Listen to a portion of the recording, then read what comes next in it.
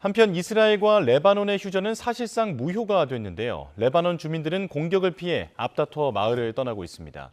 이란에 이어 레바논 헤즈볼라로 전쟁을 키워간 네타냐후 이스라엘 총리는 오는 10월 총선에서 야권의 정권을 빼앗길 가능성이 제기됩니다. 이경아 기자입니다. 꼬리에 꼬리를 문 차들로 도로가 북새통입니다. 온갖 살림에 매트리스까지 싣고 탈출하는 사람들. 이스라엘이 공격에 앞서 레바논 남부 주민들에게 마을을 비우라고 경고한 겁니다.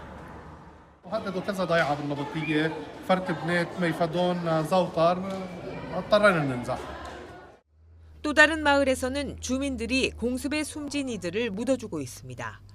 이란을 돕는다며 이스라엘이 공격하는 헤즈볼라 대원뿐 아니라 민간인도 포함돼 있습니다. نحن فداء المكون ميين على الخط على النهر نحن هيدي أرضنا مش مستعدين لو مهما ضحينا نطلع من هالأرض. 트럼프 미국 대통령의 중재로 3주 연장한 휴전은 사실상 말뿐입니다. 이스라엘과 레바논 무장정파 헤즈볼라는 서로 휴전을 위반했다며 공방을 이어가고 있습니다. 네타냐후 총리는 휴전 기간에도 헤즈볼라의 위협에 대응할 권리가 있다며 레바논 남부에 이어 북부까지 공세를 강화할 것임을 분명히 했습니다. ואנחנו נפעל ביד חזקה ובזרוע נטויה. משום שאנחנו לא מוכנים לקבל את ההתפרעות הזאת, נעשה מה שצריך כדי להחזיר את הביטחון לצפון. 끝모를 전쟁 속에 네타냐후 총리가 오는 10월 총선에서 패할 것이란 전망이 나오고 있습니다. 과거 네타냐후의 장기 집권을 무너뜨린 두 전직 총리가 합당으로 다시 손을 잡았기 때문입니다. אחרי 30 שנה של נתניהו, הגיע הזמן להיפרד ממנו ולקחת את המדינה לדף החדש, לפרק החדש, ואת זה אנחנו נעשה. 최근 여론조사에 따르면 신당을 중심으로 한 야권 연합이 의회 과반을 차지해 네타냐후의 우파 연합을 압도할 것으로 예상됐습니다. YTN 이경아입니다. 네, 미국과 이란 사이의 주말 종전 협상, 이거는 결국에 무산이 됐습니다. 협상 자체가 교착 상태에 빠진 흐름이 명백하게 보이는데요. 오늘은 백승훈 한국외국어대학교 중동연구소 전임연구원, 서은숙 상명대학교 경제금융학부 교수 두 분과 함께하도록 하겠습니다. 두 분 어서 오십시오. 네, 안녕하십니까. 안녕하세요. 먼저 말씀드린 것처럼 주말 사이에 기대했던 협상은 결국에 이뤄지지 않았어요. 지금 상황을 보면은 트럼프가 이란과의 종전 협상을 전화로 하겠다라고 이야기를 또 했네요. 요거는 무슨 의미가 있는 건가요? 지금 실제 대면 협상이 불발된 상황에서 어떻게 보면 협상 채널은 아직 살아있다. 그리고 이 주도권은 미국이 갖고 있다라고 하고 보여주는 메시지로 보시면 될 것 같습니다. 이제 직접 만나지는 않아도 이 협상의 공은 이제 이란한테 넘어갔고 우리는 지금 아직 단일 대우로 잘 나가고 있고 우리는 다 안정적으로 하고 있는데 이란이 지금 분열돼서 지금 한 목소리를 못 내고 있고 지금 그런 상황이다. 그래서 지금 어떻게 보면 협상이 잘 안 되고 있고 트럼프 대통령이 얘기했던 그 수사 저희가 그 며칠 전까지만 하더라도 내가 이슬라마바드에 가서 직접 사인할 수도 있다 이렇게 다 얘기했다가 한 일주일 전쯤이었던 것 같아요. 네, 맞습니다. 그렇게 했다가 지금은 전화로 협상할 수 있다 이렇게 내려왔음에도 불구하고 이제 다른 그런 비난보다 그냥 국면 전환이죠. 그러니까 나는 다 준비가 돼 있고 우리는 미국 측은 어느 때보다 다 준비가 돼 있고 모든 것들이 다 돼 있는 상태인데 이란 측이 잘못해서 이란 측이 준비가 잘 안 돼 있어서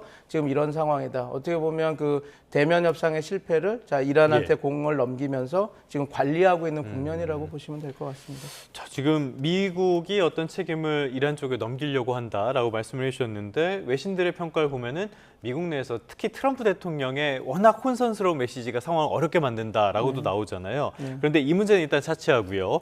이란이 분열돼 있다는 말에 한번 집중해 보도록 하겠습니다. 지금 실제로 이란 쪽에서 메시지가 좀 여기도 엉망인 건 맞는 것 같아요. 어떻게 보십니까? 저는 엉망이라기보다는 예. 지금 그래도 저는 요번에 그 국면에서 보면 나름 지금 단일 대우로 가고 있는 거 아닌가라고 하는 지점을 좀 보고 있습니다. 그럼 왜냐- 이렇게 분열돼 있다는 지적과는 달리 실제로는 단일 대우가 맞는 것 같다. 네, 저는 예. 왜 그렇게 보냐면 물론 이제 갈리바프는 이제 온건파는 아닙니다. 강경파인데 실용 강력이죠. 그래서 이제 협상은 해야 된다는 쪽이고, 그다음에 우리가 다 아는 것처럼 아락치 외무부 장관과 외교부 라인은 협상을 해야 된다는 협상파고, 그다음에 혁명수비대 그러니까 바히디 총사령관과 그 3인의 인물로 구성된 그 주 인물로 우리가 얘기하고 예. 있는 그 혁명수비대 출신들 파는 지금 강경하게 이제 대치를 해야 된다는 파죠. 그러니까 어떻게 보면 세 분류가 나뉘어 있다고 보시면 될 것 같습니다. 그러니까 예. 당연히 의견은 분화가 돼 있죠. 근데 저는 이게 과연 이게 진짜로 이게 그 분열인가라는 생각을 계속 해보게 됩니다. 오히려 이렇게 의견이 분분하고 있을 때 오히려 그 이란 입장에서는 플랜 A, B, C가 만들어지는 예. 것이거든요. 오히려 미국은 지금 단일 대우로 가고 있지 않습니까? 네. 그래서 미국은 지금 단일 대우로 나오고 있지 않으니까 육군 참모총장도 자르고 해군 장성도 자르고 이런 식으로 어떻게 보면 하나의 목소리로 가고 있습니다. 그러다 예. 보니까 오히려 이번 협상에서 보면 지금 트럼프 대통령은 승리하고 있다 그러지만 계속 연장이 되고 본인이 말하는 얘기와 또 다른 행보들이 많이 나오고 심지어 그래서 백악관 내부에서도 지금 우리도 어떻게 진행되는지 잘 모르겠다 당황스러운 그렇죠. 목소리도 계속 나오고 그런 있지 않습니까? 예, 지적들이 나오고 있죠. 그게 그런 겁니다. 왜냐하면 한 목소리로 가고 있다 보니까 다른 플랜 A, B, C가 돼 있지 않습니다. 그러니까 지금 계속해서 지금 미국이 이런 식으로 조금 저는 오히려 더 미국이 이렇게 다른 플랜 없이 그냥 하나로 이렇게 그냥 강경 대응으로 가는 거가 있었었나 저 싶을 정도로 그런 상황이라서 오히려 이란이 분열되고 있다라는 거는 좀 다르게 봅니다. 왜냐하면 요번에 그 협상의 그 파키스탄으로 넘어가는 그 국면을 보면 다 외교부들이 그렇죠. 대표단으로 예. 갔습니다. 외교부 장관 아락치가 갔고 외교부 차관 가리바바디가 갔고 그다음에 외교부 대변인은 바가이가 갔습니다. 물론 바가이는 약간 혁명 수비대 이야기들을 좀 해주는 그쪽 인사라고 하긴 하지만 어떻게 보면 다 외교부 인사가 갔습니다. 네네. 그러면 우리 언론 보도에서 나왔던 거 보면 외교부는 완전히 사이드 라인으로 이제 완전히 배치가 돼야 되는데 이번 국면에서 어떻게 보면 정말 적극적으로 움직였거든요. 이슬라마바드로 갔다가 오만으로 갔다가 다시 이슬라마바드로 왔다가 지금 예. 러시아로 가는 네. 이게 원래 다 계획이 돼서 이미 공포가 됐던 겁니다. 그래서 저는 그걸 보면서 이게 지금 말씀드린 대로 이렇게 분열보다는 단일대로 가고 있는 거 아닌가 얘기가 들었던 게 왜냐하면 지금 오만과 파키스탄이 우리가 시청자 여러분들 복귀해 보시면 미국과의 협상을 주도했던 중재국이었습니다. 예. 그러니까 그 2월 28일 날 전쟁이 시작되기 전 1년 동안 제네바에서 1차, 2차, 3차 미국과 이란의 핵협상이 됐을 때 그때 오만이 중재를 했거든요. 예. 제네바에서 벌어졌지만. 예. 그러면 지금 이 얘기는 뭐냐면 이란 측은 오만과 얘기를 하고 파키스탄도 얘기하면서 본인들의 지금 그 협상 의제들을 다 정리하고 있는 겁니다. 그래서 네네. 오만도 갔다가 다시 파키스탄 와서 오만하고도 이런 얘기를 했고 이런 식으로 우리가 중재국 너네들이 해주니까 미국과도 관계가 좋으니 우린 이런 생각으로 정리가 됐다라고 하고 그다음에 어디 가냐면 러시아로 갑니다. 그러니까 네. 중재국의 목소리가 다 정리가 되고 나서는 이제 그 협상 과정에서 좀 도움을 줄 수 있는 그 우리 러시아에 편. 가서 지금 얘기하고 하고 있지 않습니까? 그러면서도 또 이란 협상단이 잘 이렇게 움직이면서 누구는 이슬라마바드도 오고 누구는 테헤란으로 가서 테헤란에 당연히 그 자기네들의 협상 레드라인을 정하는 보수 강경파하고도 얘기를 해야 되니까요. 그럼 이런 네. 것들을 보면 저는 오히려 과연 이란이 분열돼서 이렇게 움직이나라는 생각을 좀 하게 됩니다. 그래서 지금 뭐 그 내부에서 벌어지는 것은 블랙박스 암상자가 같아서 우리가 지금 여기서는 뭐 알수 분석할 수는 없죠. 없지만 예. 저는 분명히 이제 만약에 협상이 제대로 진행돼서 협상단 대표가 갈리바프가 오고 아락치가 지금 외교 그 여러 가지 실무를 봤으니까 같이 오게 된다면 우리가 이야기했던 것처럼 이란이 이렇게 분열돼서 막 예. 이렇게 무너질 정도로 되는 상황은 아니지 않나 저는 그렇게 보고 있습니다. 서방 쪽 보도에서는 이란이 분열돼서 어떤 협상의 결과물을 이끌어내기 어렵다라는 보도가 나오는데 아무래도 서방 쪽 시각이다 보니까요. 양쪽의 시각을 다 볼 필요는 분명히 있어 보입니다. 어쨌건 이렇게 호르무즈 해협의 봉쇄도 길어지고 그러면서 국제 원유도 계속 타격을 받고 있고요. 나프타 같은 핵심 원료 수급에도 차질이 빚어지고 있는데요. 그러다 보니까 이런 것들을 다변화하려는 움직임은 계속 이어지는 것 같아요. 네, 지금 뭐 호르무즈 리스크 때문에 일단은 지난달에 나프타 수입이 24% 가까이 이제 줄어들었거든요. 예. 이게 뭐 매번 몇 번 얘기가 나오는데 나프타 같은 경우가 이제 플라스틱 합성 수지의 기초 이제 원료라고 우리가 보거든요. 네. 그러다 보니까 사실 이게 이제 24%나 줄었다는 거는 어떤 의미를 나타내는 거냐면 석유화학 공장의 가동률이 급격히 줄어들었다라고 얘기를 할 수가 있을 거고요. 예. 이거는 결국은 이와 관련된 생활용품의 비용을 이제 올릴 겁니다. 가격 자체를 올릴 수밖에 없는 그런 상황으로 가져갈 거고, 그게 이제 시차를 두고 결국은 이제 소비자 물가 상승률에 영향을 줄 거거든요. 근데 이제 헬륨 같은 경우는 좀 더 민감한 이슈예요. 네. 이게 이제 반도체하고 디스플레이의 그렇죠. 냉각 게 반드시 필요한 원재료라고 얘기를 하고 기초 재료라고 얘기를 하고 있고, 이거가 지금 카타르에 의존하는 의존율이 한 64% 정도 된다고 합니다. 거의 굉장히 전체적으로 크죠. 의존하는 예, 그래서 거네요. 만약에 호르무즈가 계속 이런 식으로 계속 막혀 있는 상황이 되면은 사실 우리의 이제 무역 수지 적자를 완화시키는 역할을 하고 있는 반도체 부분의 생산 라인에도 굉장히 큰 타격을 줄 수밖에 없는 상황이 되거든요. 네. 그러니까 우리가 이 병목 리스크라고 하는데 이러한 상황을 갖고 올 수 있기 때문에 굉장히 큰 이제 이슈라고 볼 수가 있고요. 지금 문제는 다행히 이제 미국산 원유 수입을 6% 정도 지금 늘렸어요. 네. 이제 그쪽에서 빠르게 이제 수입을 하면서 우리가 흔히 말하는 것처럼 좀 대체 그 라인들을 찾고 있는 그러한 과정인 것 같아요. 이제 이번에 이제 우리가 중동 사태를 겪으면서 이제 느낀 것 중에 하나가 이게 단순히 원유 가격의 상승으로 이제 끝나는 게 아니고 그렇죠. 제조 예. 공급망에 사실은 혈류 자체를 차단하는 굉장히 큰 위기를 갖고 온다라고 볼 수가 있는 거죠. 당장 호르무즈 해협이 막히니까 네. 쓰레기 봉투 구하기도 어려워져 버렸잖아요. 네, 지금 예. 이제 수입선을 굉장히 다변화시키고 있기는 하지만 그럼에도 불구하고 이게 이제 전쟁이 좀 빨리 협상이 진정되지 않고 장기화된다라고 한다면은 대체성만으로는 굉장히 한계가 이어질 수밖에 없고, 결국은 이제 그 여러 그 경제의 네. 그 핵심 요소들의 가격을 상승시키는 그러한 요인으로 작동을 할 것으로 보입니다. 말씀하신 것처럼 이렇게 유가 오르는 게 모든 면에서 다 영향을 미치다 네, 보니까요. 이게 우리나라의 무역 수지도 그만큼 축소가 될 것이다. 여기에 네. 더해서 성장률 자체가 타격을 받을 것이다. 이런 평가가 나와요. 네. 특히 우리나라의 잠재 성장률이 내년에는 1.5%까지 떨어질 것이다. 이런 네, 평가가 국제기구에서 나왔는데요. 네, 네. 이거 역시도 전쟁 상황 이런 것들을 고려했다고 봐야 되는 건가요? 당연히 그렇죠. 지금 예. 이제 가장 큰 게 그 우리가 원달러 환율이 오른 거. 예, 원달러 환율이 굉장히 급격하게 오른 부분하고, 그다음에 우리가 보통 보면은 에너지 가격의 의존도가 굉장히 높은 나라거든요. 예. 그러니까 특히 성장률에 대한 계산을 할 때 물가가 굉장히 많이 오르는 거는 실질 GDP 자체를 떨어뜨리는 효과가 굉장히 크거든요. 근데 이 수입 물가 중에서도 에너지 가격의 의존도가 굉장히 높다 보니까, 네.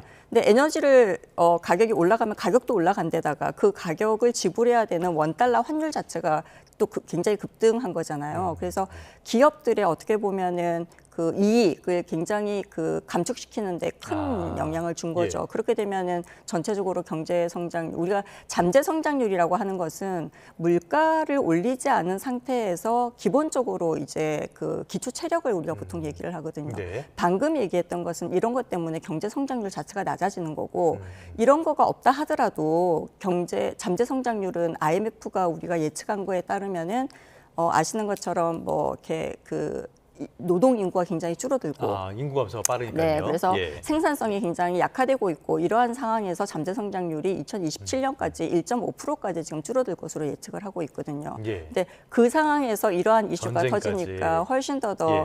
그 성장률이 전체적으로 트렌드가 떨어지는 것이 좀 장기화될 수 있다라고 지금 예측을 하고 있죠. 네. 알겠습니다. 저희가 그래픽도 하나 준비를 했는데요. 네. 지난달에 원화의 실질 가치가 금융위기 이후에 가장 낮은 수준까지 추락을 했다고 합니다. 네. 조금 전에 환율 말씀도 주셨는데 네. 이거 역시도 걱정거리기는 해요. 네, 이게 이제 그냥 원달러 환율이 우리가 1달러에 1,400원이다, 1,500원이다라고 예. 하는 것은 일반적인 환율, 원달러 환율을 얘기하는 거고요. 그러니까 실질적인 구매력 수준에서 원달러 환율을 계산한 게 실질 실효 환율이에요. 예. 이게 이제 어떻게 보면은 그냥 일반적인 원달러 환율하고 다르게 교역 상대국들의 화폐와 물가 수준을 같이 이제 종합해서 계산한 실질적인 구매력을 나타내는 환율이거든요.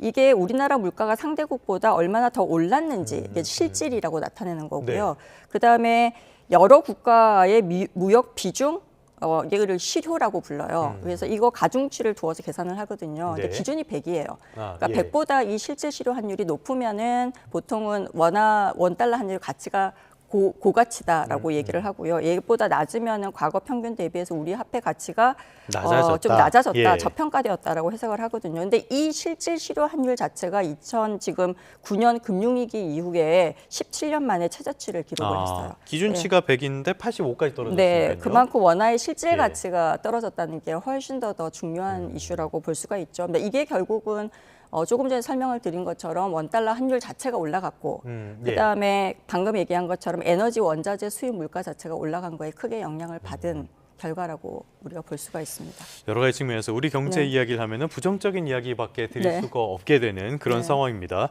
자, 그렇기 때문에 이란 전쟁이 어떻게 해서든지 빨리 결론을 내주는 게 중요할 텐데요. 지금 저희가 주말 사이에 또 다른 뉴스가 하나 있었어요. 트럼프 대통령이 벌써 3차례 암살 위협이 있었다라는 이야기인데요. 취임 뒤에는 이번이 처음이었습니다.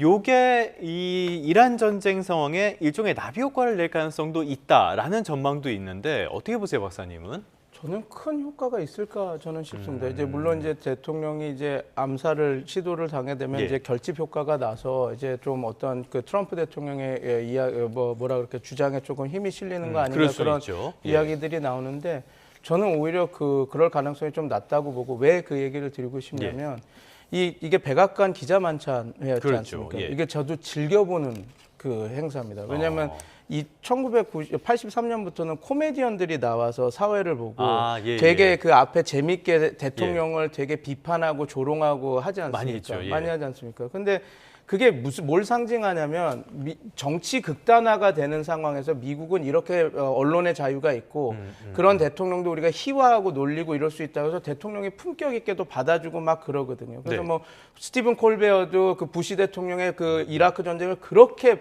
비탄하던 사람이었는데 거기에서 사회를 보면서 부시 대통령을 이렇게 막 깨고 막 그랬었거든요. 최소한 오바마 대통령까지는 이런 문화가 있었죠. 코난 오브라이언도 예. 오고 트레버라고 하는 그 코미디언도 바이든 시대 때 하고. 그런데 어떻게 보면 이게 그 정치 극단화를 풀어주는 기제 역할을 하면서 예. 그 언론의 자유 그리고 미국은 이런 다양성이 존재하는 곳이다라고 하는데 거기서 극단적인 모습을 보여준 거거든요. 거기서 이제 대통령을 죽여야 되겠다라고 예. 하는 그게 나타난 거라서 이게 저는 의미가 클 것 같습니다. 그리고 트럼프 대통령이 거기에서 또 보여줬던 메시지, 거기서 공격을 당했으면 우리가 이렇게 분열되지 않았다 하고 통합된 메시지를 내주고 했어야 되는데 결국은 이거 봐라, 내가 네. 그 백악관 볼룸을 만들었으려고 했을 때 저기 그 사법부가 방해해서 이렇게 되지 않았냐, 요거 했으면 안보 이런 거 걱정 없이 했을 텐데 이런 얘기를 해서 저는 과연 이런 변화 없는 것들이 분이에요. 네, 예. 맞습니다. 그래서 이런 게 결집 효과가 날까? 그리고 지금 이 상징성 있는 행사에서 이런 네. 일들이 벌어진 거. 그래서 미국민들도 좀 놀랐을 것 같습니다. 그냥 대통령이 암살당할 뻔했다라는 것도 놀랐겠지만 저는 어떻게 보면 우리가 이게 민주주의의 그 등불이라고 하는 그 프리덤 오브 스피치 그리고 다양성, 이게 네. 다양한 의견이 나올 수 있는 공간에서 이게 정말 극단의 정치 극단화가 돼서 대통령을 암살하려고 그런 상황이 벌어진 거기 때문에 과연 그 대통령을 향한 결집 효과가 이렇게 있을까라고 해서 그 트럼프 대통령이 원하는, 그래서 이란의 전쟁에 대해서 자기네들이 원하는 효과가 나올 수 있을지는 조금 저는 회의적으로 보고 있습니다. 트럼프 이기 때도 그랬지만 트럼프 이기 때 어떤 극단화된 모습들을 또 보여주는 상징적인 모습이 아니었나라는 생각도 들고요. 어쨌건 정치가 폭력으로서 해결이 되는 건 안 되겠지요. 이번에는 중동 쪽 상황 조금 더 집중해 보도록 하겠습니다. 이스라엘과 레바논 이야기를 해보려고 하는데요. 두 나라가 휴전 협상을 맺었는데 전혀 준수가 안 되는 것 같아요. 당시에도 과연 이스라엘이 자제할 수 있을까라는 우려가 컸는데 역시 안 되는 것 같습니다. 근데 4월 24일 날 이미 헤즈볼라가 meaningless, 이거 진짜 의미 없다라고 선언을 했고, 그다음에 그 이스라엘도 26일 날 공습을 다시 해서 14명이나 이제 사망을 했죠. 그리고 그다음에 그날 곧바로 26일이죠. 그 공습에서 사망. 그 26일 그날 곧바로 원래는 지금 이스라엘은 리타니강 남부만 지금 우리가 지배하겠다. 영토 계속 거기가 레바논 영토입니까? 예. 레바논 남부에 그러니까 리타니강이라고 있는데 그 리타니강을 경계로 이 남부는 우리 이스라엘이 이렇게 지배를 하겠다. 왜냐하면 리타니강 남부가 헤즈볼라의 주 근거지로서 활동을 했던 지역이거든요. 그래서 북부 이스라엘에 대한 계속 공격이 그리고 안보 위협이 있으니까 이 지역을 우리가 복속을 해야지 이런 안보 위협을 줄일 수 있다 그래서 했는데 이번에는 4월 26일에는 리타니강 북부까지 그러니까 이스라엘이 그 군사 작전을 할 수 있다라고 하고 레바논 그 리타니강 북부에 있는 그 주민들에게 더 대피해라 이런 얘기가 나오면서 지금 계속해서 이렇게 되죠. 근데 저는 문제는 이거라고 봅니다. 이게 단순한 국지전으로 치부할 수 있는 게 아니라 미국-이란 협상에 지금 영향을 끼칠 수 있는 부분이거든요. 왜냐하면 휴전이 그러면 이게 원래 휴전을 통해서 서로 신뢰를 쌓아가고 있는 상황이었거든요. 그래 너네들이 얼마나 말을 지키냐.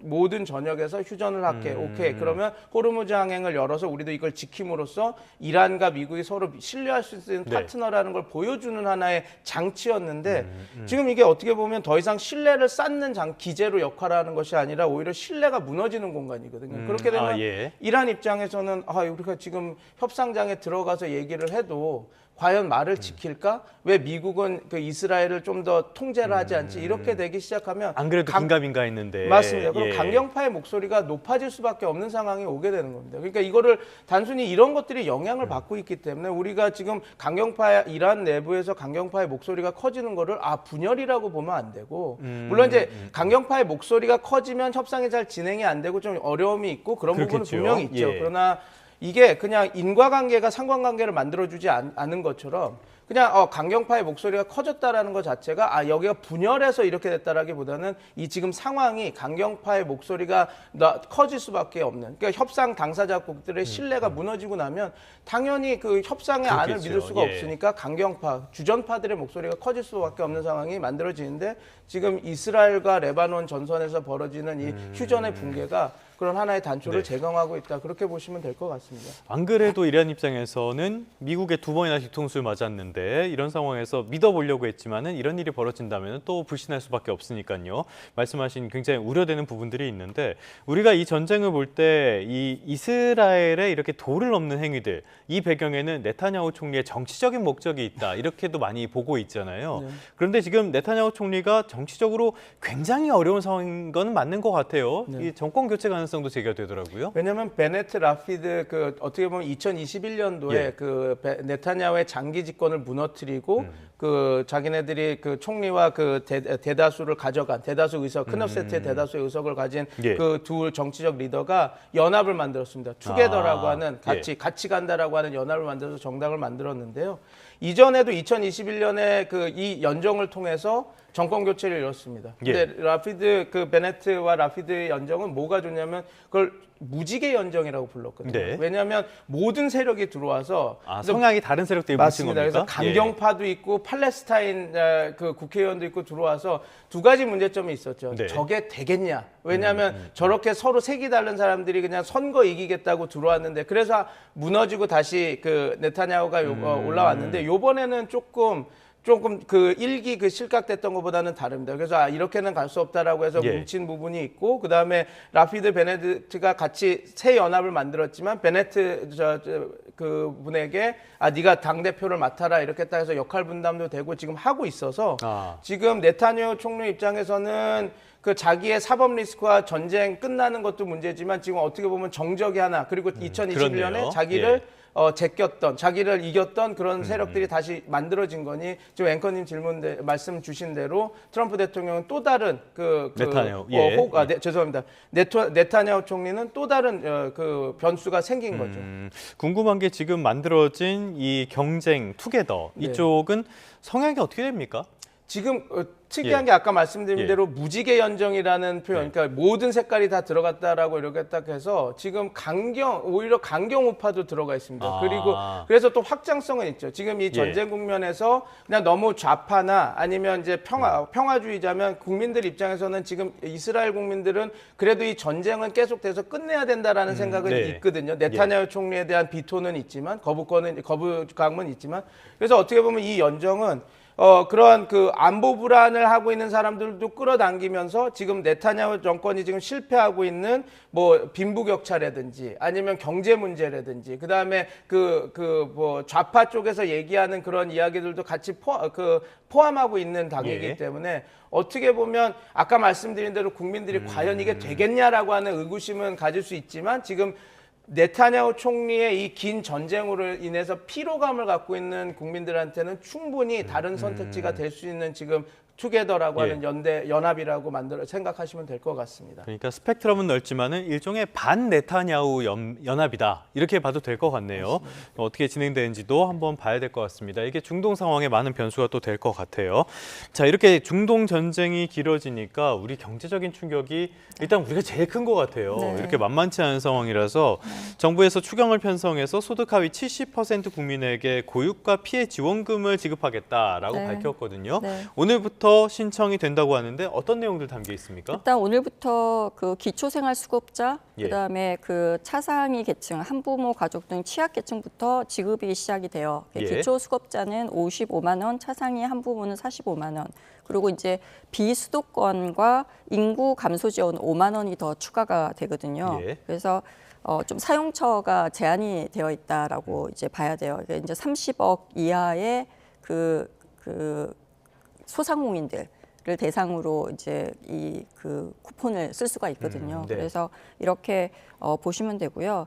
이제 이게 이번에 이제 이 지원금은 예전에 뭐 코로나 지원책이나 아니면은 뭐 초기 계엄 때 그 전 계층 그 소비 진작 차원에서 전반적으로 돈을 푼 그거랑 좀 다르게 고유가에 대한 지원금이라고 보시면 돼요. 예. 그래서 이거는 유가를 낮추는 좀 정책이라기보다는 그러니까 이렇게 단순히 그 소비 진작책이다라고 보기는 어렵고요. 고물가 충격을 좀 방어하기 네. 위한 사회 안전망 차원에서 하는 정책이다라고 보시면 좋을 것 같아요. 그래서 소득 하위 70%를 대상으로 하는 거거든요. 네. 취약계층 중에서도.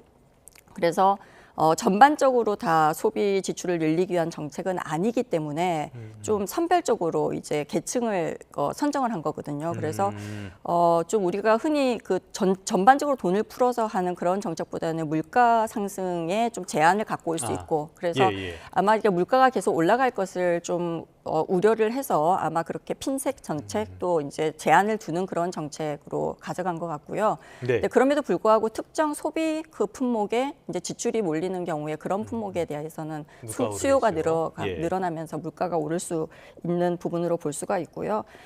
그다음에 이제 좀 단점으로 보면은 소득 하위 70%까지 우리가 하다 보니까 이게 이제 사각지대를 좀 없앨 수는 있지만 실질적으로 취약계층이라고 부르는데 좀 집중적으로 두텁게 네. 지원하지 못하는 그래서 좀 실효성이 떨어질 수도 있는 부분이라고 볼 수도 있어요. 그리고 이게 좀 아무래도 효율성 부분에서 보면은 이제 그런 부분은 좀 단점이 될 수도 있고요. 그 다음에 그 시기를 단기적으로 잡고 있잖아요. 한정적으로 하고 예. 있기 때문에. 이게 만약에 지속적으로 만약에 유가가 계속 올라간다던가 물가가 올라갔을 때에는 좀 효과에도 좀 한계가 있을 수 있다라는 거가 좀 단점으로 우리가 보여질 수가 있습니다. 근데 그럼에도 불구하고 그 유가나 물가가 올라간 걸로 인해서 실질 소득이 감소하는 그 계층에 대해서 소득 보전 정책으로 좀 이렇게 타겟을 맞추어서 지원하는 정책이라는 점에서는 좀 우리가 긍정적으로 평가할 수도 있겠습니다. 자, 교수님 말씀을 듣다 보니까 하나 또 궁금한 점이 생기는데요. 네네. 지금은 우리가 이 원유의 사용량 자체를 줄여야 할 때잖아요. 그러니까 네네. 아껴 써야 할 때인데 네. 이렇게 하면은 이거 지원금이 있는데 굳이 아껴 쓰지 않을 것 같거든요. 이런 문제는 없을까요? 이게 이제 우리가 흔히 말하는 것처럼 이제 생각하지 않았던 그 좀 역효과가 나타날 수도 있다라고 예. 우려를 하고 있는데 지원하고 있는 부분이 더 많이 이게 기존에 소비하고 있던 부분들을 그대로 두면서 더 소비하라는 게 아니고 예. 그러니까 너무 가격이 올라가지고 취약계층 같은 경우에는 아예 그냥 그 물가 부분에 대해서 소비를 못하는 부분이 있거나 아니면 유가가 올라간 것 때문에 소비가 줄어들어가지고 생활 자체가 굉장히 어려워지는 부분들도 있거든요. 네. 근데 이 부분에 대해서 지원을 해주는 거기 때문에 이것 때문에 아마 좀 줄여야 되기 때문에 더 그 줄어드는 효과가 아니고 늘어나는 효과가 있는 거 아니냐라고 하게 되면은 기본적인 생계 자체에서 관점에서 봐야 되기 때문에 그건 좀 다른 관점일 것 같고요. 그다음에 두 번째가 그 지역 소상공인들에 대한 이제 소비가 굉장히 감축하게 되면 그쪽에 이제 매출 자체가 급격히 감소하잖아요. 네. 그렇게 되면은 또 경제 전체에 또 허리가 굉장히 그 약해지는 그런 효과가 있기 때문에 그 부분을 좀 보완하는 차원에서 우리가 봐야 되지 않을까라고 생각을 하고 있습니다. 알겠습니다. 모든 정책에 양면이 다 있어서 네. 정책을 판단하는 게 어려운 네, 것 네. 같아요. 네. 자, 이렇게 되면 결국엔 중요한 거는 전쟁 언제까지 갈 것인가 이 부분이 될 수밖에 없는데 주말 협상도 안 됐고요. 지금 미국과 이란의 입장 차이는 여전히 극단적으로 벌어져 있고요. 이거 앞으로 전망 어떻게 봐야 됩니까? 그냥 교착 상태가 길어진다 이렇게 봐야 되는 거 아닙니까? 그럴 가능성이 높죠. 예. 그러니까 이제 말씀하신 대로 예. 소모적인 시간 싸움, 치킨 게임이 지금 시작된 겁니다. 그러니까 미국은 해상 봉쇄, 제재, 나포를 통해서 이란의 경제를 계속 압박하면서 이제 밀어붙이고 있고, 미국은 그러고 있고, 이란은 호르무즈 통제권 강화를 통해서 하면서 협상을 지원하면서 미국의 정치적, 경제적을 그러니까 피로도를 지금 높이는 서로 이런 치킨 게임 소모전이 시작되고 있는 겁니다. 그래서 양측 다 시간은 내 편이다라고 생각을 하고 시간을 지렛대로 쓰면서 계속 이렇게 장기적인 대치 국면을 가는데 답답한 것은 조금씩 양보를 하면 협상은 시작될 수 있거든요. 협상장에서 치열하게 다투면 될 것인데 지금은 그거보다는 양측 다 누가 더 오래 비용을 감내하면서 버티느냐 그리고 체면 싸움에서 승리를 하느냐 지금 그런 국면으로 가고 있어서 지금 앵커님 말씀하신 대로 지금 약간 저강도 충돌이 계속해서 이어지면서 협상을 계속 이렇게 한번 해보려고 이렇게 시도하는 그런 국면이 어느 정도 이어지지 않을까 저는 그렇게 보고 있습니다. 알겠습니다. 굉장히 복잡한 상황 계속 지켜보면서 경제적인 여파까지 살펴볼 필요가 있겠습니다. 백승원 한국외국어대학교 중동연구소 전임연구원, 서은숙 상명대학교 경제금융학부 교수 두 분과 함께했습니다. 오늘 말씀 잘 들었습니다. 감사합니다.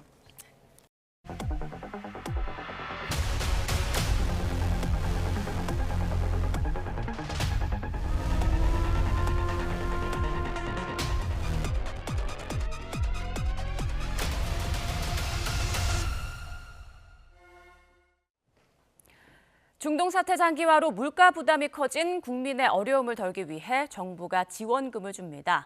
오늘부터 지급되는 고유가 피해 지원금 규모는 소득 하위 70% 국민을 대상으로 최대 60만 원입니다. 1차 지급은 오늘부터 다음 달 8일까지로 취약계층을 우선합니다. 지원 금액은 기초생활수급자는 55만 원, 한부모 가족은 45만 원인데 비수도권이나 인구 감소 지역에 산다면 5만 원씩 더 받을 수 있습니다. 나머지 대상자는 다음 달 18일부터 7월 3일까지 신청해서 받을 수 있습니다. 또 정부가 어민들의 기름값 부담을 덜어주기 위해 선박용 경유 가격을 묶어두는 최고가격제를 시행하고 있는데요. 하지만 국제유가가 워낙 가파르게 오르면서 현장에서는 나갈수록 손해라 조업을 포기해야 할 상황이라는 하소연이 터져나오고 있습니다. 오승훈 기자가 보도합니다. 물이 빠진 백사장 위로 고기잡이 배들이 덩그러니 놓여 있습니다. 어민들은 배 위에서 어망을 정리하고 선착장 주변의 배들도 발이 묶였습니다. 광어와 도미 제철을 맞아 한창 바다로 나가야 할 시기지만 껑충 낀 기름값에 조업 일수를 줄인 겁니다.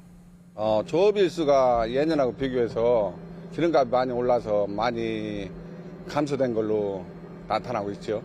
작년에 한 60-70톤이 들어왔으면 올해는 지금의 한 30% 감소된 그런 양 정도밖에 들어오지 않고 있습니다. 지난달 한 드럼에 19만 원 수준이던 선박용 경유 가격은 이번 달 들어 28만 원대까지 급등했습니다. 어민들은 이미 기름값 부담이 큰 상황에서 다음 달부터 가격이 더 오르면 조업을 포기해야 하는 건 아닌지 걱정하고 있습니다. 작년 기름값 오르기 전에는 한 달에 거의 한 20일 넘게 출항을 했는데 지금은 뭐 한 2, 3일?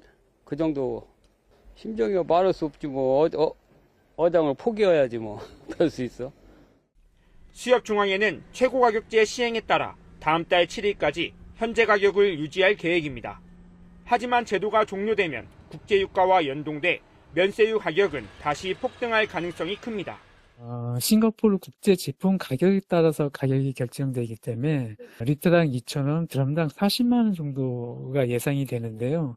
따라서 최고 가격제가 반드시 유지되어야 할 것으로 보입니다. 중동 정세 불안으로 치솟는 기름값 속에 출항을 앞둔 어민들의 근심이 깊어지고 있습니다. YTN 오승훈입니다. 이재명 대통령이 부동산 장기 보유 특별 공제 제도 개편 가능성을 띄운 이후 정치권 공방이 가열되고 있습니다. 야당은 세금 약탈이라고 날을 세웠고 여당은 무책임한 선동으로 집값을 띄우려 한다고 맞섰는데 지방선거 주요 의제로 급부상하는 모양새입니다. 정인용 기자입니다. 이재명 대통령은 지난 24일 살지도 않을 집에 오래 투기했다고 세금을 깎아주는 비정상을 정상화하는 게 세금 폭탄이냐고 SNS에 글을 올렸습니다.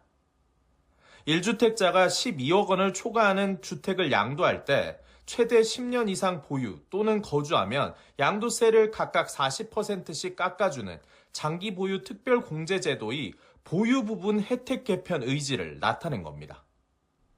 6월 지방선거를 앞두고 민감한 현안인 부동산 세제 문제를 대통령이 직접 꺼내자 곧바로 정치권으로 논쟁이 옮겨붙었습니다. 국민의힘은 수십 년간 유지된 제도를 비정상으로 규정했다며 실거주하지 못하는 국민의 사정을 비정상으로 낙인 찍은 거라고 쏘아붙였습니다. 정책 실패로 집값을 폭등시키고 이제 세금으로 국민을 응징하겠다는 거라고 주장했습니다. 집 한 채 가진 국민을 잠재적 투기꾼으로 몰아세우고 국민의 자산을 노리는 세금 약탈입니다.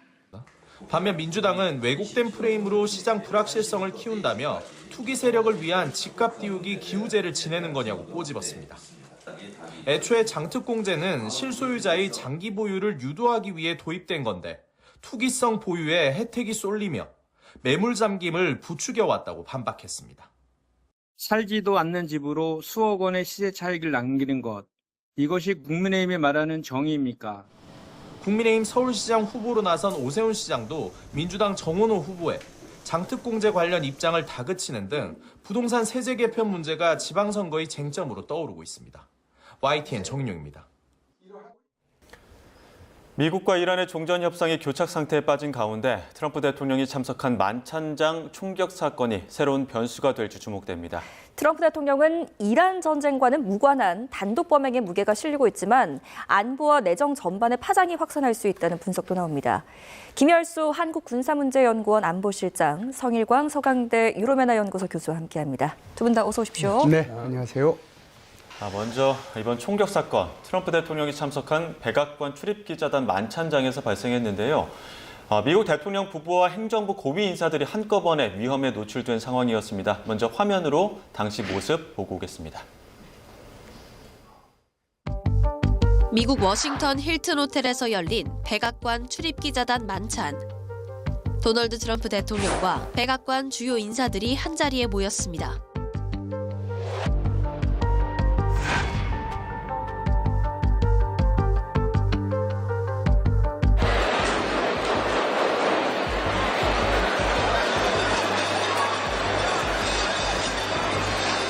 행사가 무르익던 저녁 8시 반쯤 폭음이 울려 퍼집니다.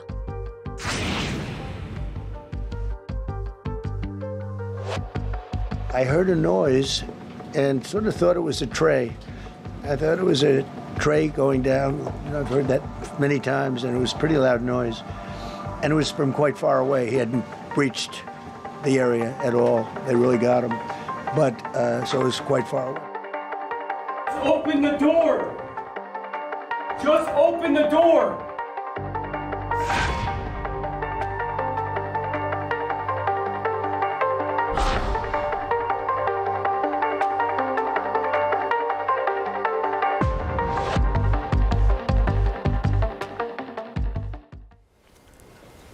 네, 앞서 화면에도 나왔지만 31살 용의자, 범행 직전에 가족들에게 성명서를 보냈는데 트럼프 대통령을 명시적으로 언급하진 않았지만 계획적 범죄였고 암살 계획을 암시한 내용들이 있었거든요. 어떻게 좀 보셨습니까? 계획적 범죄라고 봐야 되겠죠. 이 사람 캘리포니아에서 잠시 이제 학원 강사도 했던 사람인데 미국 사람이 캘리포니아 산다고 해서 워싱턴 못 가는 건 아니잖아요. 그럼에도 불구하고 이제 거기로 갔다는 거고, 두 번째는 이제 힐튼 호텔에 투숙을 했다고 그러더라고요. 예. 그러면서 이제 지하 1층에서 총기를 조작을 하고 그리고 이제 행사장으로 내려갔다라고 하니까 그것이 굉장히 이제 계획적이라고 보고, 두 번째는 이제 범행 직전에 이제 가족들한테 SNS를 보냈잖아요. 그 보낸 거 보면 이제 왜 내가 이런 범행을 저질러야 되고 또 그 표적이 누구냐라고 얘기를 했잖아요. 그래서 이제 거기에 보면 우선 뭐 표현하기가 좀 벅차긴 한데 어찌됐든 아동 성애자, 예. 그리고 이제 반역자, 강간범 이게 이제 세 개를 하나로 표현을 할지 각각을 표현할지는 좀 차이는 있어요. 근데 예를 들어서 이런 거죠. 아동 성애자이면서 강간범이면서 반역자. 이걸 이제 한 사람으로 표현할 수도 있고 각각으로 표현할 수도 있겠거든요. 그래서 이제 앱스타인하고 직접적으로 관련이 되니까 이 문제는 직접적으로 트럼프 대통령을 겨냥했다라고 하는 것을 알 수가 있고요. 그리고 이제 여기에 또 다른 것은 고위공직자부터 이렇게 이제 표현을 했잖아요. 예. 그런 걸 보면 이것은 하루 이틀에 이렇게 준비한 것은 아니고 꽤 시간을 들여서 준비된 계획된 범죄다 이렇게 얘기할 수 있습니다. 네. 자, 트럼프 미국 대통령은 용의자가 정신이 이상한 사람이고 더 반기독교적 성향을 가진 인물이라고 분석을 했는데요. 미 행정부는 관료들을 겨냥한 범죄라고 보고 있습니다. 관련된 목소리 모아봤습니다. 듣고 오시죠.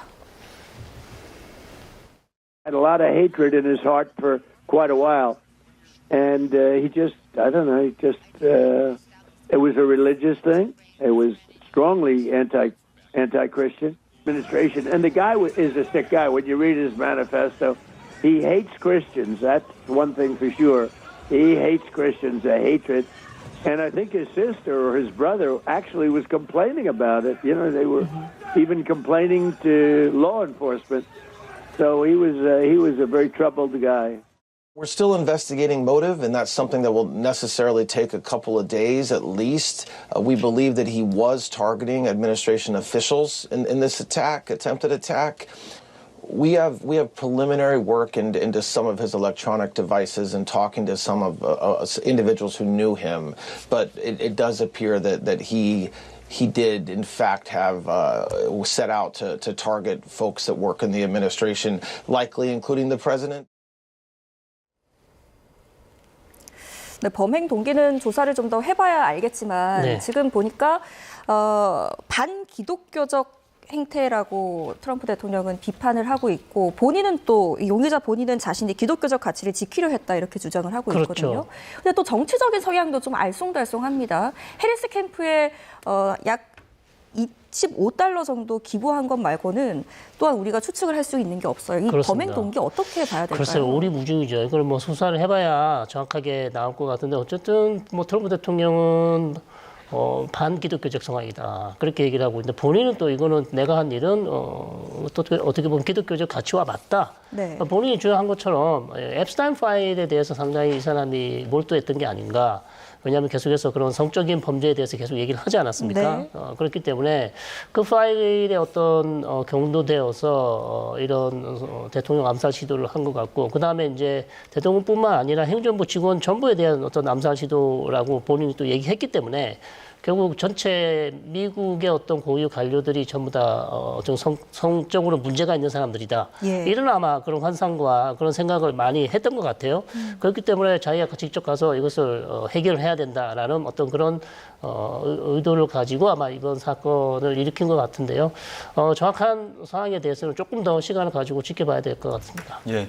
지금 용의자가 이달의 교사 이력도 있고 뭐 게임을 개발하기도 했다 이렇게 나오더라고요. 근데 지금 계획적인 범행이라고 하기엔 지금 화면 보시는 것처럼 갑작스럽게 무다다다 뛰어 들어가거든요. 이렇게 정면 돌파식의 어떤 전략 같은 것들은 이거는 어떤 판단을 했다고 봐야 되는 겁니까? 1981년도에요.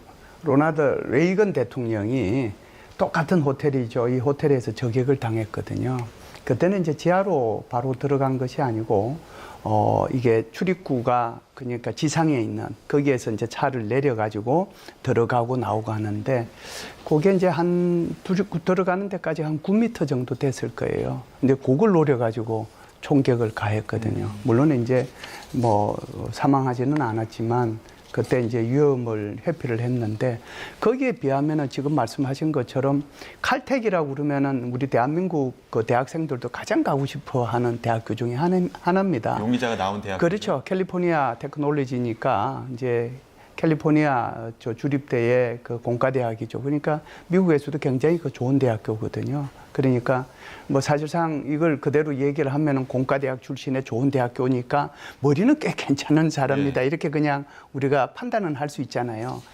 그런데도 불구하고 이 사람이 저지른 그 범행 자체를 보면 굉장히 엉성하기 짝이 없다 이렇게 보는 거죠. 그래서 정말 이제 트럼프 대통령을 이렇게 저격할 목적이었다라고 하면 충분히 다른 방법과 시간과 장소를 택할 수 있었을 거다. 저는 개인적으로 그렇게 생각을 합니다. 그런데 지금은 이제 여기에 보면은 지하 1층에서 조립해서 지하 2층으로 내려가서 거기에 이제 검색대 그걸 향해 가지고 정면 돌파를 했거든요. 그리고 이제 산탄총을 준비해 간 것도 그렇고 그래서 여러 가지 이제 의문점은 있긴 한데 뭐 이게 결과적으로는 그 트럼프 대통령으로 봐서는 큰 다행이고 미국으로 봐서도 큰 다행이었던 사건이었어요. 그러나 범행을 일으킨 쪽에서 보면은 굉장히 허술한 그런 범행 계획을 가지고 범행을 저지르지 않았나라고 봅니다. 네. 자, 범인의 이상 행동도 문제지만 세계 최고의 경호를 자랑한다는 미국의 보안망이 뚫린 것도 큰 충격입니다. 범인은 심지어 대놓고 미국 보안이 정말 허술하다라고 하면서 조롱까지 하고 있거든요. 네. 트럼프 대통령은 경호원들이 아주 잘했다, 훌륭했다라고 또 칭찬을 하지만 지하 1층에서 총기를 꺼내서 지하 2층, 그러니까 사건이 있었던 지하 2층까지 내려가는 그 과정에서 아무도 제압을 하지 않았다는 점, 이거 정말 최고의 경우 맞습니까? 그렇죠. 이건 문제가 많은 거죠. 일단 총기 소지가 지금 어떻게 가능했을까? 총기를 가지고 어떻게 호텔에 들어간 것 자체가 지금 문제죠. 그다음에 검색대를 여러 번 통과했었어야 되는데 이게 발각이 되지 않고 총기를 들고 유유히 2층까지 올라갔다는 것. 이거 상당히 이제 경호팀의 문제가 많아 보이고요. 결국 이 부분에 대해서는 아마 백악관 내나 아니면 비밀경호국 내에서 아마 심각하게 이 부분을 뭐가 잘못됐는지는 아마 문제를 해결해야 될 부분이라고 생각하고 이스라엘 같은 경우도 사실 1995년에 이삭 라빈 총리가 결국 이스라엘 구구파에 의해서 암살을 당했거든요. 그러니까 그 당시에도 보시면 상당히 문제가 많았던 게 이제 경호에 문제가 많았던 것이죠. 총리가 앞으로 걸어갈 때 외부에서 뒤쪽에서 나와서 총을 쏴서 결국 암살을 했단 말이에요. 결국 그렇다면 신변 보호에 상당히 문제가 많았던 것이고, 결국 트럼프 대통령 이번에 3번째잖아요. 그럼 계속해서 앞으로 추가적인 어떤 범행 시도가 있을 가능성도 높단 말입니다. 그렇다면 앞으로는 경호에 상당히 준비를 많이 해야 되고, 만약에 준비를 그래서 이번 사건만 보더라도 이렇게 허점을 보였기 때문에 경호 전체에 대한 지금 준비가 필요해 보이고, 그다음 찰스 황태자 또 영국에서 오지 않습니까? 그렇다면 이 부분에 대해서도 경호를 새롭게 해야 된다는 그런 얘기도 지금 나오고 있는 그런 상황입니다. 말씀하신 것처럼 이번이 암살 시도 3번째입니다. 지금 보시는 화면이 이제 지난번에 대선 유세 과정에서 있었던 화면이기도 한데, 트럼프 대통령이 사건 직후에 평화적인 방법으로 갈등을 해결해달라고 호소하기도 했습니다. 그러면서 이번 일로 이란 전쟁에서 물러나지 않겠다, 이런 입장도 분명하게 밝혔는데요. 저희가 관련 목소리를 모아봤습니다. 들어보시죠. The first time in the past couple of years that our republic has been attacked by a would-be assassin who sought to kill. In Butler, Pennsylvania, less than 2 years ago, you all know that story, and in Palm Beach, Florida, a few months after that, we came close. We really had, again, we had some great work done by law enforcement, but in light of this evening's events, I ask that all Americans recommit with their hearts in resolving our difference peacefully. And it's not going to deter me from winning the war in Iran.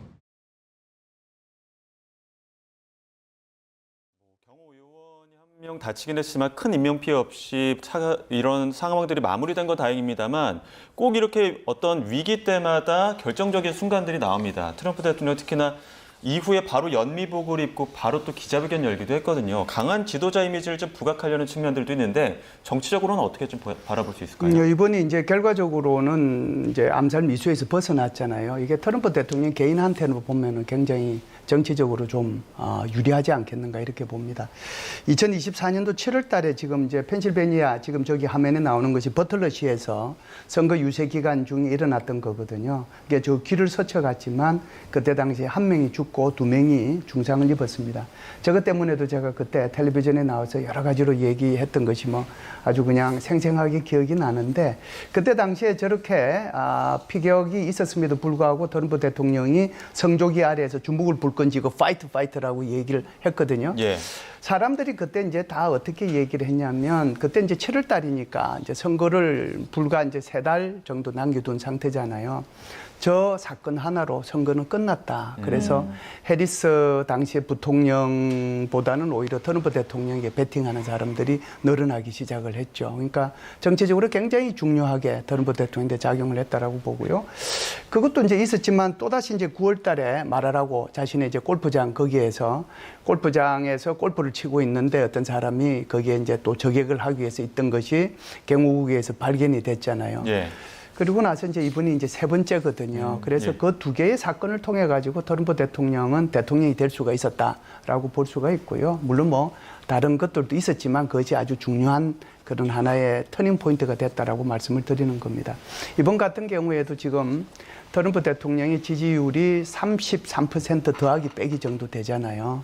그러니까 굉장히 지지율이 떨어져 있는 상태고 또 경제도 사실상 인플레이션이나 또는 유가가 굉장히 급등하는 바람에 여러 가지로 이제 트럼프 대통령에 대한 지지율뿐만 아니라 전쟁에 대한 반대도 많거든요. 그런 상황 속에서 이 사건이 벌어졌는데 그때도 트럼프 대통령이 그 버틀러시에서 그러니까 성조기 앞에서 이렇게 피를 흘리면서도 파이트라고 한 것처럼 이번에도 이 사건이 일어나자마자 바로 연미복을 입은 그 채로 그냥 나타나서 다시 그 뭐라고 할까요? 아주 용기 있는 지도자, 또 절대로 이제 이런 것들에 굴복하지 않는 지도자 이런 것들을 다시 보여주거든요. 그래서 이런 것들이 전체적으로 보면 트럼프 대통령한테 정치적으로는 조금 뭐라고 할까요? 집토끼들을 좀 더 결속시키는 그런 계기는 될 거다 이런 생각은 합니다. 네, 실제로 뉴스들을 보니까 온통 총격 사건 이야기들 뿐입니다. 이란 전쟁 뉴스는 뒤로 밀려났고요. 마찬가지로 이 트럼프 대통령에게는 이번 사건이 좀 고마운 일이라고 봐야 될까요? 기회가 된다고 보십니까? 어쨌든 뭐 여론조사를 수치를 보시면 상당히 낮은 상황에서 네. 어떤 본인의 정책에 대한 어떤 뭐 비판 아니면 반대 때문에 총격 사건이 났는지 정확히 알 수는 없지만 예. 어쨌든 일반 사람들이 볼 때는 트럼프 대통령이 하고 있는 정책, 외교 정책, 아니면 국내 정책 여기에 대해서 이제 찬반이 많을 텐데요. 네. 자, 이런 사람들이 이제 암살 시도를 했다는 것은 어쨌든 트럼프 대통령이 불만을 제기한 거지 않습니까? 예. 그렇기 때문에 이런 불만에도 불구하고 트럼프 대통령은 국권이 자기가 지금 추진 중인 정책을 추진하겠다. 그런 이제 결단하는 그런 모습, 강한 이미지를 지금 강한 지도자의 이미지를 계속 보여주려고 하는 것이고 네. 그렇기 때문에 어떤 그런 상황에서 지금 이런 총격 사건은 아무래도 트럼프 대통령에게는 내가 이런 목숨에 지금 위협을 받는 상황에서도 결코 내가 추진하려는 정책, 그다음 마가 정신, 미국을 어쨌든 더 위대하게 하겠다는 내가 추진하는 이 정책을 결코 나는 물리지 않겠다. 여기서 양보하지 않겠다는 그런 모습을 보여주면서 어쨌든 본인한테 유리한 측면으로 끌고 갈 가능성이 좀 있어 보이긴 합니다. 예. 자, 미국과 이란의 종전 협상 관련된 이야기도 또 다시 한번 해보겠습니다. 지난 주말에 2차 협상 움직임이 포착되긴 했는데 그래서 혹시라도 만날 수 있지 않을까 했지만 결국은 무산됐습니다. 트럼프 대통령이 이란이 협상을 원할 경우에 직접 오거나 전화로 대화하면 되지 않느냐 이렇게 밝히기도 했는데 관련 목소리 한번 들어보시죠.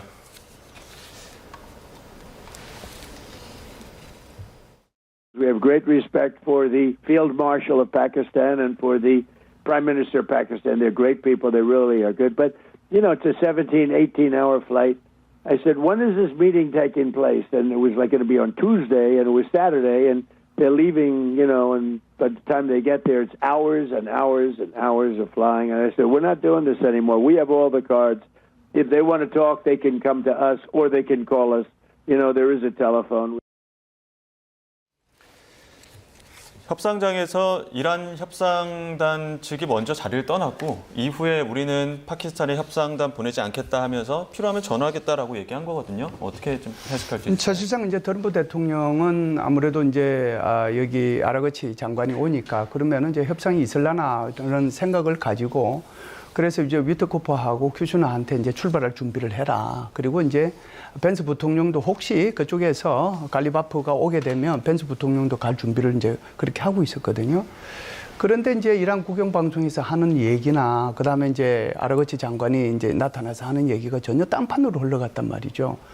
나는 지금 여기에 미국하고 협상하러 온 게 아니다. 그냥 나는 여기 들렀다가 오만 들렀다가 러시아로 가는데 내가 외교 순방길에 여기 온 거다라고 얘기를 한 거예요. 그러면서 이제 떠난다고 그러니까 트럼프 대통령이 그래 그러면은 뭐 우리도 안 보낸다라고 얘기를 했는데 그 소리 하자 말자 이제 트럼프 대통령이 10분 전에 무슨 새로운 제안을 받았다라고 얘기를 했거든요. 예. 그렇다라고 하면은 이 아라거치 그 외교부 장관이 그러면 이슬라마바드에 정말 요새같이 이렇게 바쁜 날에 그냥 외교하기 위해서 갔겠냐 하는 거죠. 그렇다라고 하면 이것은 지난번에 그 문희로 그 총사령관이 이란을 방문해가지고 미국의 어떤 협상안 그걸 이제 전달을 했잖아요. 중재국이. 그렇죠. 네. 거기에 대한 답변으로 그 답변서 비슷한 걸 가지고 아마 이게 파키스탄으로 갔고 그 파키스탄이 그걸 이제 전달해 줬고 예. 그 파키스탄에서 이걸 받으니까 이걸 바로 이제 미국으로 쏴준 거죠. 그러니까 트럼프 대통령이 이걸 받았다 10분 전에 그렇게 이제 얘기가 흘러가고 있는 게 아닌가 그렇게 생각을 합니다. 네. 자, 트럼프 대통령은 핵 문제에 있어서는 절대 물러설 기미를 보이지 않고 있는데 또 이란은 호르무즈 해협 개방하지 않으면 우리 협상장에 나타나지 않겠다라고 얘기를 그렇죠. 하고 있고요. 이 전화 협상조차도 지금 이루어질 수 있을지가 불투명한데 어떻게 네. 전망하십니까? 당분간은 지금 교착 상태가 이어질 수밖에 없다 이렇게 보이고요.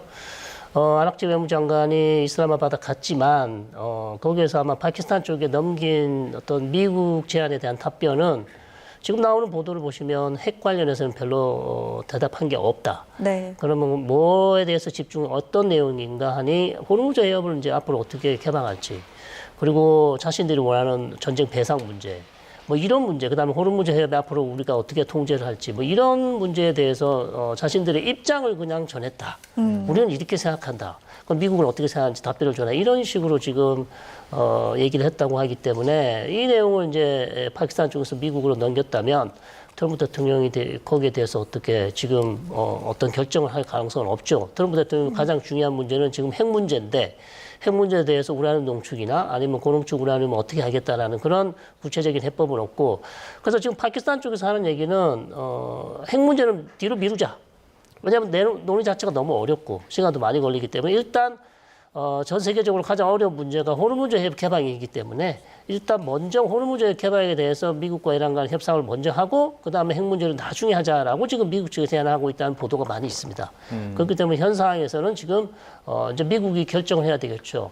핵은 나중에 논의하더라도 일단 호르무즈 해협부터 그러면 어떻게 양측 간에 동시에 풀든지 아니면 미국이 먼저 풀어서 이란이 협상 테이블로 나올 수 있도록 해줄 것인지 거기에 대해서 트럼프 대통령이 결정을 해야 되는 그런 상황이라고 보고요. 현 시점에서는 핵 문제는 조금 뒷전으로 밀렸다 이렇게 말씀드릴 수 있을 것 같습니다. 네. 물밑 협상이 어떻게 돌아가는지는 저희가 예측의 범위이기 때문에 어떻게 되는지 알 수는 없겠습니다만 그래서 더욱더 그 행보에 주목할 수밖에 없습니다. 네. 아라거치 외무장관이 지금 그 파키스탄에 있다가 원래 러시아로 가는 건데 이제 오만 들렀다 다시 파키스탄으로 돌아갔거든요. 예. 이거는 어떤 뭐 다른 주요 변수가 있었기 때문이라고 봐야 됩니까? 제가 볼 때는 이유가 있다라고 봐요. 이제 좀 전에 제가 말씀드렸다시피 트럼프 대통령이 이슬라마바드로 협상단 보내는 것을 취소하면서 10분 전에 새로운 제안을 받았다라고 그랬잖아요. 예. 네. 그러면은 새로운 제안을 받았으니까 미국이 여기에 대해서 답변을 해야 될 거 아닙니까? 그 답변서를 아마 파키스탄으로 보냈을 겁니다. 그러면은 이제 파키스탄에서는 이걸 받아보고 여기에 대해서 그러면 어떻게 대응해야 될 건가? 그게 필요하거든요. 그렇기 때문에 아라거치 그 외무부 장관은 오만으로 갔어요. 그런데 거기에 나머지 협상 단원들은 다시 이 이란으로 돌아갔습니다. 왜냐하면 거기서 이제 답변을 받아와야 되니까. 그 얘기는 그 답변을 받아가지고 다시 이제 그 파키스탄으로 돌아오지 않는가. 그러면은 파키스탄에서 그 내용을 아라거치가 다시 한번 확인을 해보고 그리고 나서 이제 뭐 미국하고 얘기를 하거나 그렇지 않으면 러시아로 가겠다. 그러니까 이것도 이제 다 내피셜입니다. 내피셜이지만 지금 말씀하신 것처럼 추론의 영역이긴 하더라도 행보를 보면 그것 말고는 달리 설명할 길이 없거든요. 그래서 지금 이 아라거치가 저기 오만으로 갈 때는 그 문희러 사령관이 타는 비행기 전용기 타고 가고 자기네들이 원래 이 이슬라마바드로 이란에서 타고 왔던 비행기는 그 협상 단원들이 다시 돌아갔다가 오는데 사용하고 그런 거거든요. 그러면 그럴 이유가 없는데 왜 그랬겠느냐라는 설명으로는 이거 말고는 설명하기가 곤란하다 이렇게 보죠. 정부 고위급 인사가 다른 나라 전용기를 사용해서 이동한 거, 이거 네. 참 이례적인 일인데 그 배경은 어떻게 보십니까? 글쎄요, 그거 뭐 다른 대표단이 남아 있기 때문에 테헤란으로 가야 되기 때문에 뭐 전용기가 뭐 두세 대가 있으면 나눠서 타고 갈 수 있겠지만 어쨌든 남은 대표단은 또 테헤란을 가야 되기 때문에 이란이 타고 온 비행기를 타고 갔을 것이고, 그럼 아랍 외무장관은 오만을 가야 되는데 어쨌든 아심 무니르 아니면 샤리프 총리가 내어준 전용기를 타고 이제 갔다는 얘기인데, 일단 뭐 보안상도 전용기를 타는 게 훨씬 안전하다고 생각했을 수 있고요. 그다음에 또 지난 1차 회담 때도 보시면 이란이 파키스탄 올 때 비행기 한 대만 타도 될 텐데 세 대를 타고 왔다는 얘기가 있습니다. 예. 그러니까 뭐 미국이나 이스라엘의 공격이 있을 수도 있다. 그렇기 때문에 전용기를 타고 그다음에 또 뭐 도청이나 이런 여러 가지 또 보안상의 문제도 있기 때문에 아마도 전용기를 빌려서 타고 갔다 오지 않았는가 이렇게 보입니다. 예. 그 트럼프 대통령은 핵 문제만큼은 이제 포기하지 않겠다는 입장 재차 밝혔는데, 아라가치 장관은 파키스탄으로 갈 때 우리 핵 문제 같은 거는 논의할 생각이 없다. 다른 것들만 논의를 했거든요. 가장 쟁점이 되는 부분에 대해서는 아라가치 장관이 논외로 해놓고 있는 상황은 어떻게 바라봐야 될까요? 그러니까 이제 이 문제를 사실상 이란에 지금 실질적으로 이란을 지배하고 있는 집단이 누구냐 하고 직접적으로 관련이 있지 않겠냐라고 생각을 해요. 예. 그래서 사실상 어떻게 보면 이란의 국회의장도 사임을 했다 이런 얘기 있다가 이란 국회에서 아니 계속해서 임무 수행하고 있다라고 얘기하는 거고, 아라그치 장관 같은 경우에도 뭐 탄핵해야 된다라고 했는데 계속해서 임무를 수행하거든요. 예. 그러면 실제로 이 사람들은 허수아비 역할만 하는 게 아닌가. 그럼 실제적으로 이걸 누가 장악하고 있느냐 하면 결국은 이란의 핵명수비대가 이걸 장악하고 있는 게 아닌가. 그럼 이란의 핵명수비대가 가장 강조하고 있는 것은 아예 핵 문제는 지금 우리 성일관 교수님께서 말씀하셨지만 핵 문제는 의제에서 빼라라고 얘기하는 거거든요. 그러니까 아라그치 장관이 자기는 지금 얘기할 수 있는 것이 결국은 꼭두가시밖에 안 되니까 가서 얘기할 수 있는 것은 핵 문제는 논외로 하자라고 얘기할 수밖에 없는 거예요. 그러니까 호르무즈 해협만 가지고 얘기하자라고 얘기하는 거거든요. 이렇게 되면 굉장히 그 양쪽에서 이제 아니 의제가 같아도 그 의제를 가지고 조율하는데 어려움이 있는데 의제가 서로 달라버리면 이건 아예 협상 자체가 안 되는 거거든요. 미국의 입장에서 보면은 핵 문제를 빼고서 어떤 걸 얘기해도 소용이 없어요. 지금 트럼프 대통령 입장에서 보면 전쟁의 목적이 뭡니까? 이란에 핵무기 제거하는 거예요. 핵무기 보유 국가가 되지 않도록 하는 거거든요. 그런데 이거 자체가 전쟁 목적 자체가 없어져 버리면은 이게 아주 우습게 되는 거잖아요. 그래서 오히려 이런 얘기들을 들어보면 오히려 협상이 좀 더 어려운 국면으로 갈 수도 있겠다는 생각이 들어서 조금은 좀 불안하기도 합니다. 네. 자, 이렇게 협상이 불분명한 상황인데요.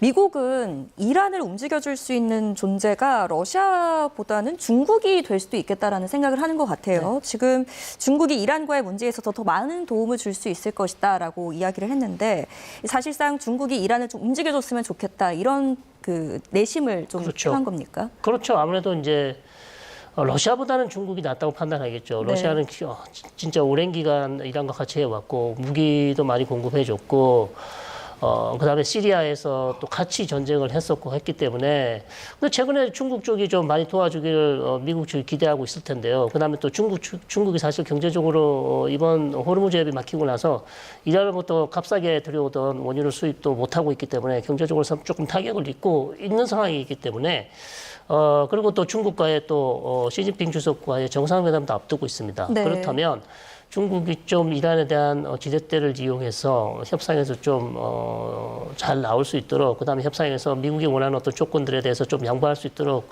노력을 해주길 바라고 있는데, 사실 중국이 그런 구체적인 그리고 적극적인 노력을 보여주지 않고 있어요. 예. 가시적으로 보이지 않습니다. 물론 마쿠에서는 어떻게 하고 있는지는 알 수는 없으나, 그렇기 때문에 가시적으로는 전혀 지금 이란을 압박하는 카드를 쓰고 있지 않다. 오히려 뭐 이란에게 뭐 무기를 공급할 수도 있다는 이런 보도도 나오고 있었기 때문에 네. 결국 트럼프 대통령 입장에서는 중국이 좀 더 많은 역할을 해줬으면 좋겠다는 그런 메시지를 계속 전달하고 있지만, 시진핑 주석이 거기에 화답할지는 지켜봐야 될 것 같습니다. 지금 당장은 핵심적인 중재국으로서 그 파키스탄이 어떤 역할을 할 수 있을지가 좀 많이 더 주목되는 상황인데, 사실상 도시 전체를 좀 봉쇄한 상황이었었는데 조금씩 빗장을 풀고 있다고 네. 하더라고요. 예. 결과는 결국 대면 협상이 조금 늦어질 가능성에 대해서 파키스탄도 염두에 두고 있다고 봐야 됩니까? 그렇죠. 그렇다라고 봐야죠. 이제 아라그치 장관이 다시 이제 이슬람아바드로 돌아갔죠. 이슬람아바드로 돌아갔으니까 돌아가서 이제 무슨 내용인가를 다 아마 파악을 했겠죠. 그래서 다시 여기서 나가 더 있어야 될 이유는 없다. 그러면 이제 러시아로 가는 거지 않습니까? 예. 러시아로 가게 되면은 2차 협상은 없는 거죠. 그러니까 아마 그런 전반적인 상황을 파악한 파키스탄에서 이렇게 이제 뭐라고 할까요? 뭐 여러 가지 조치 취했던 것을 해제하고 뭐 그러고 있는 게 아닌가. 그래서 2차 협상은 굉장히 순년될 가능성이 커졌다 이렇게 봅니다. 네. 자, 앞서서도 짚어주셨지만 지금 아라그치 외무장관이 이제 이슬람아바드에서 러시아로 향했습니다. 푸틴 대통령을 27일에 접견한다고 하는데 네. 여기서 러시아에게 어떤 걸 뭐 요구할 가능성도 있을까요? 그렇습니다. 뭐 이란이 어려울 때마다 사실 러시아를 많이 방문했어요. 네. 뭐 이번 전쟁 초기에도 알리 라리자니가 모스크바에 갔었고, 그다음에 트럼프 대통령이 또 최근 한 달 전인가요? 푸틴 대통령과 전화를 1시간 반 정도 통화를 했다는 얘기도 있고. 네. 어쨌든 러시아도 이란에 대한 레버러지, 즉 지렛대가 있기 때문에 좀 설득할 수 있는 그런 운신의 폭은 분명히 있습니다. 그런데 이제 갑자기 또 아라그치 외무장관이 이제 오만에 이어서 러시아로 가는 것은 러시아가 항상 했던 얘기가 있습니다. 미국 측에도 얘기했습니다만 우리가 얼마든지 441kg, 순도 60% 이상 되는 고농축 우라늄 우리한테 반납시켜도 된다. 우리가 잘 처리해 줄게. 네. 트럼프 대통령이 여러 차례 제안을 했지만 트럼프 대통령이 러시아를 신뢰하지 않아요. 왜냐하면 이 핵 문제를 러시아까지 같이 들어와 버리면 러시아도 상당히 중요한 국가로 만들어주기 때문에 그렇기 때문에 이제 트럼프 대통령 입장에서는 또 러시아를 또 신뢰하지 않는 부분도 있습니다. 워낙 이란이랑 친하기 때문에 보호해준다 그러고 나중에 뒤에서 또 뭐 한 절반 정도를 이란 쪽이 준다든지 뭐 이런 또 일이 일어날 수도 있기 때문에 그 부분에 대해서 상당히 이제 반대를 많이 했고, 그러니까 러시아보다는 IAEA나 아니면 유럽 국가도 얼마든지 우리가 받을 준비가 돼 있다고 얘기를 했습니다만 이란 쪽에서는 계속해서 이제 고농축 우라늄 반출을 거부하고 있고, 아니면 뭐 100% 반출은 안 된다. 절반 정도는 우리가 가지겠다. 계속 이런 얘기를 해왔기 때문에 아마도 이란 외무장관 다시 가서 푸틴 대통령에게 가서 어떤 모종의 어떤 제안 아니면 트럼프 대통령을 좀 설득해달라는 그런 얘기를 할 수도 있어요. 그러니까 외교적으로. 그렇기 때문에 근데 뭐 무기를 받겠다. 그거는 좀 어려워 보입니다. 왜냐하면 러시아도 지금 우크라이나에서 전쟁 중이기 때문에 무기가 많이 부족한 상황에서 이란에 줄 수 있는 무기가 과연 뭐가 있을까? 이란이 가장 필요한 것은 S-300이나 S-400 방공망인데 지금 러시아도 부족한 방공망을 이란에게 제공해 줄 리는 만무하다 이렇게 봅니다. 네. 2차 협상 주말에 무산된 뒤에 트럼프 대통령이 더 나은 제안이 왔다라고 얘기한 다음에 협상단이 이란 오만으로 나뉘어서 갔다가 다시 파키스탄에서 모이지 않았습니까? 네, 네. 그러면은 이란 쪽에서는 더 나은 제안을 했던 그 주체는 누가 있을까요? 뭐 우리 실장님께서 잘 말씀해 주셨지만 지금 이란 내의 실권자는 뭐 누가 뭐라 해도요 혁명수비대 사령관들입니다. 네. 혁명수비대 사령관들이 뭐 한 사람만 하는 건 아니고 여러 사람이 이제 어떻게 보면 집단 지도부 체제를 형성하고 있고, 그러니까 지금 사실 갈리바프가 사임을 했다는 뭐 확인은 안 되고 있지만 협상단 대표에 예, 협상단 대표에서 오지를 않았잖아요. 예. 사임하지 않았더라면 왔어야 된단 말이죠. 왜 아락지 혼자서 왔냐 이거죠. 그렇다면 뭐가 문제가 있긴 있다는 얘기입니다. 그렇기 때문에 이 모든 것을 그럼 누가 결정했느냐? 강경파인 혁명수비대 사령관입니다. 아흐마드 바히디라든지 뭐 압둘라히라든지 아니면 졸가다르라든지 여러 사람들이 있는 이 사람들이 사실 지금 살아있는지 죽어있는지 말을 할 수 있는지 알 수도 없는 모사타바의 이름으로 계속해서 본인들의 정책을 지금 내고 있어요. 이름만 빌려서 내고 있는 그런 상황이다. 그런 상황이기 때문에 이 사람들은 사실상 강경 정책을 계속 원하고 있고, 이 사람들 때문에 사실 지금 이번 내용도 보시면 핵에 대해서는 절대 얘기하지 마라. 당신한테 권한이 없다. 그건 차차 시간이 되면 우리가 결정할 것이다. 그러니까 이란 내부에서 지금 누가 정책을 결정자가 없어요. 그러니까 트럼프 대통령의 말이 저는 맞다고 봐요. 지금 이 상황에서는. 이란 내에서 도대체 핵 문제에 대해서 누가 결정을 할지 결정자가 없다. 결정을 해주지 않는다. 자, 이걸 좀 한 번 더 다시 말씀드리면 혁명수비대 쪽에서는 오히려 지금 미국과의 협상을 두려워할 수도 있어요. 왜냐하면 미국과 협상이 잘 되고 휴전이 되면 이제는 이란 국민들이 지금까지 한 달 반 동안 전쟁을 했었는데 이 전쟁에서 혁명수비대가 어떤 역할을 했으며 어떻게 정책 결정을 했으며 모즈타바의 생사는 확실한 거냐. 여러 가지 이제 혁명 수비대에 대한 불만들이 제기될 가능성이 상당히 높습니다. 전쟁이 끝나면. 그렇기 때문에 혁명 수비대 입장에서는 오히려 전쟁을 더 끌고 가야 돼요. 자신들이 계속 이 정권을 유지하기 위해서는 책임을 면하기 위해서는 계속 이 상황, 위기 상황을 끌고 가야 될 필요가 있다. 아니면 내부 정리가 확실해질 때까지 자신들의 권위가 확실히 세워질 때까지는 전쟁을 더 끌고 가야 되는 필요성도 충분히 있어 보입니다. 그렇기 때문에 오히려 협상에 상당히 좀 강경한 입장을 보이는 여러 가지 이유가 있겠지만 하나의 이유가 될 수 있다. 저는 이렇게 보고 있습니다. 네. 자, 실무협상단은 그렇게 된다면 전달자 역할에 그치고 있다라는 해석이 되는 거고, 실제 정권은 말씀하신 것처럼 혁명수비대 강경파가 장악을 하고 있다는 건데, 지금 강경파에서는 이란은 버티기만 한다면 미국이 먼저 양보할 것이다, 이런 계산을 하고 있는 것 같아요. 이런 계산은 어디서 나오는 겁니까? 그 세상에 전쟁이라고 하는 것이 이제 오판에 의해서 일어나는 경우가 참 많아요. 뭐 6.25 전쟁도 그랬지만 대부분의 전쟁들이 오판에 의해서 일어나는 거죠. 자기한테 유리하게 생각하고 상대방을 불리하게 생각하는 그 오판이거든요. 이란 혁명수비대가 얘기하고 있는 것도 지금 오판에 근거하고 있습니다. 네. 제가 볼 때는요. 이란의 경제가 이만큼 버틸 수 있을 정도로 지금 견고하지 못해요. 뭐 공무원들, 군인들 봉급 못 주는 거는 뭐 그거 문제가 덜 될 수도 있지만 인플레이션이 그냥 전쟁 전에 비해서 엄청나게 올라가고 리라화가 그냥 엄청나게 가치가 떨어지고 그런 상황이거든요. 게다가 지금 이제 미국이 이란에 대해서 원유 제재 해제를 한 달 동안 해줬지 않습니까? 그런데 4월 19일부로 다시 제재 들어갔거든요. 그리고 지금 현재 바다에 떠돌아다니는 이란의 원유선 그런 거 유조선 이거 어떤 나라나 또는 어떤 기업이 거기 사주면 그 세컨더리 보이콧 하겠다고 그랬어요. 네. 그리고 또 이란의 기업들에 대해서 또 개인들에 대해서 제재한다고 블랙리스트도 발표했지 않습니까? 그것뿐만 아니고 가상화폐 그 500억인가요? 그 정도 되는 가상화폐도 또 차단했지 않습니까? 그렇다라고 하면은 지금 이 정도로 가지고 지금 계속해서 아무리 저항 경제를 47년 동안 해왔다고 하더라도 버텨낼 수 있겠는가? 그런데 제가 말씀드렸던 이런 경제 제재보다도 더 큰 게 하나 있어요. 그게 바로 우리 하르거라고 하는 그 터미널 있지 않습니까? 그곳에서 이제 이란의 석유를 90%로 이렇게 바깥으로 이렇게 수출하는 그 기지잖아요. 그래서 거기에 있는 그 원유 저장고 그걸 이제 보석의 왕관이라고 얘기하는데 하나하나가 왕관처럼 보인다는 그런 뜻이죠. 그럼 이게 유정으로부터 각종 파이프라인을 통해 가지고 그쪽에 모아서 거기서 저장을 했다가 그리고 이제 유소선을 통해서 수출을 하는 거거든요. 그런데 거기가 다 차버리면은 그 다음에는 어떻게 돼요? 유정에서 계속해서 원유를 채굴을 할 수 있을까요? 없을까요? 없습니다. 그러면은 이제 그 유정 자체가 폐정이 돼요. 그걸 이제 사용하지 못하게 되는 거거든요. 여러 가지 요인들이 있다고 그래요.